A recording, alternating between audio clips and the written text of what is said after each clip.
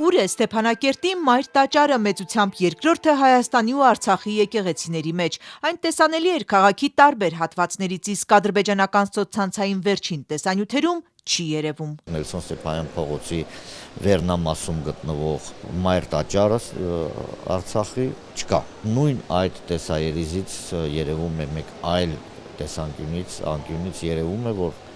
եւս չկա։ Ակնհայտ է, որ ադրբեջանցիներն այն քանդել են, ասում է Արցախի մշակույթի նախկին նախարար Սերգեյ Շահվերդյանը, ու չի զարմանում։ Օրեր առաջ այստեղ հողին հավասարեցրին Սուրբ Հակոբ եկեղեցին։ Դրան նախորդել էր ադրբեջանական տելեգրամյան ալիքներում պտտվող մի պահանջ՝ քանդել թե Սուրբ Հակոբն ու թե մայր տաճարը։ Սուրբ Հակոբի դեպքում կան հստակ լուսանկարներ, նույն վայրում ճերմակ եկեղեցին է նախկինում ու հիմա դատարկ տարածք։ Իսկ Ստեփանակերտի Սուրբ Աստվածամոր Հովանում մայր տաճարի տեղում ինչ է հիմա, հայտնի չէ։ Իրենք դա պատճառաբանում են, որ 1994 թվականից կառուցած բոլոր շինությունները, այդ թվում նաև հոգևոր պաշտամունքային, իրենք համարում են անօրինական, Ադրբեջանի օրենսդրությանը հակասող եւ ենթակային ոչնչացման կանոն։ Այսինքն այս քողի տակ իրանք բնական է, որ Սուրբ Հակոբի եկեղեցու ավերումից հետո պետք է անցնեին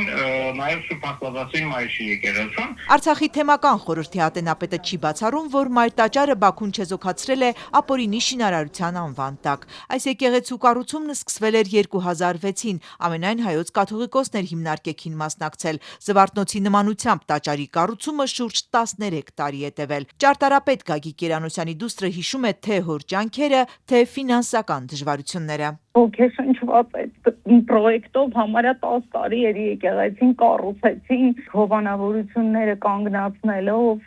գումարներ տեղից հավաքելով։ Եկեղեցու կառուցման գործում գլխավոր դերակատարների անուններն էին 6 անկյուններում նշված, ճարտարապետինը նույնպես։ Ես էլ քուրիկս էլ ուզում էինք երեխեքին այնտեղ արդեն 19 թվից սկսած մկրտեինք։ Ստեփանակերտի բարձր կետում կարմիր տուֆով կառուցված եկեղեցին փրկության տարածք դարձավ արցախցիների համար պատերազմների ժամանակ։ Եկեղեցու տակ նկուղային ընդարձակ տարածք էր, որտեղ պատսպարվում էին հազարավորներ։ Այդ կապվածությունը դրսևորվել է ու ավելի ամուր է դարձել երկու պատերազմների օրերին, երբ որ մայր տաճարը Հովանի է դարձել ժողովրդի համար այնտեղ։ Սերգեյ Շահվերդյանը շեշտում է, շատ դժվար է պատկերացնել, թե ինչ է տեղի ունենում Արցախում։ Միակ աղբյուրը սոցցանցային կծկտուր տեսանյութերն են։ Այս տարածքը փակ է նաև ադրբեջանցիների համար։ Ելումուտ հնարավոր է, ասում է, միայն գրանցմամբ ու ուղեկցությամբ։ Այժմ սպասում են, որ Արցախի մշակութային հուշարձանների հետ կատարվողին հետևող միջազգային կազմակերպությունները դիտարկեն արբանյակային լուսանկարներով ու վերջնական պատասխան լինի։ Մայր տաճարն ամբողջությամբ հողին են հավասարեցրել, թե ավերվել է այնպես, որ այլևս չի երևում Մկրտչյան ու Ստեփանյան փողոցներից։ Արցախի մշակութային ժառանգության պահպանության առաջին հասցեատերը Հայաստանի Հանրապետության իշխանություններն են, որոնք մինչև տեղահանությունից քիչ ժամանակ անց հետո որևէ հարց մշակութային ժառանգության պահպանության հետ կապված օկուպացված Արցախում չեն բարձրաձայնում։ Արցախի պատմամշակութային հուշարձանները գտնվում են Ադրբեջանի կողմից դիտավորյալ ոչնչացման սպառնալիքի ներքո։ 44-օրյա պատերազմից հետո արտգործնախարար Արարատ Միրզոյանը տարբեր հարթակներից հայտարարում էր այս մասին։ Վերջին շրջանում այսպիսի հայտարարություններ չկան։ Ըստ Շահվերդյանի, Հայաստանի իշխանությունն անկախ նրանից, որ Արցախի հարցը փակում է, պիտի հայկական հուշարձանների հարցը օրակարգում պահի։ Անկախ քաղաքական նախընտրություններից պարտավոր է իրականացնել Հայաստանի Հանրապետությունը, որովհետև Հայաստանի Հանրապետությունը պատասխանատու է հայկական ամբողջ մշակութային ժառանգության համար, անկախ նրանից, թե որտեղ է ինքը գտնվում, դա սահմանադրորեն ամրագրված դրույթներից մեկն է։ Այսօր էլ որևէ դատապարտող հայտարարություն չի տարածվել պետական որևէ կառույցից, եւ սա թեմա է դարձել նաեւ ընտրապայքարի մեջ մտած կուսակցականների համար։ Ծպտուն ձեն չկա, ոչ մեկ ծպտուն չի անում։ Մենք ով ենք դառել, ընդհանրապես մենք էս ովքեր ենք։ Այսինքն մեր պետական որևէ ինստիտուտ չի դատապարտելու սա։ Հիշում եք Ստեփանակերտի այդ մեծ եկեղեցին։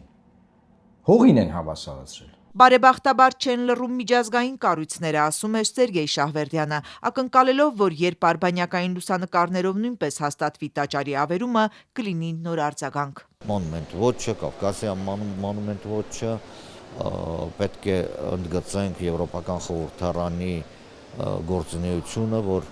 այդ ուղղությամբ բազմաթիվ ու մինչև այսօր էլ բազմաթիվ բանաձևեր է ընդունում, կոչ անելով դադարեցնել մշակութային ժառանգության ոչնչացումը։ Այդ ֆոնի վրա Հայաստանի իշխանությունների լռությունը կարտ բլանշ է բացում Ադրբեջանի համար, որը ձեռքերը լրիվ բաց ինչ ուզում անում է։ Արդեն ադրբեջանական բուլդոզերի տակ են անցել Լաչինի, Ջաբրայելի, Աղավնոյի, Մոխրենեսի եկեղեցիներն ու մատուրները, հողին է հավասարվել Շուշիի կանաչ ժամը։ Հնագույն հայկական եկեղեցիները Բաքուն աղվանական է ներկայացնում։ Այս ամենին հետևող կազմակերպությունների ներկայացուցիչներն ասում են, Ադրբեջանը վերացրել ու վերացնելու է այն, ինչ չի կարող աղվանական դարձնել։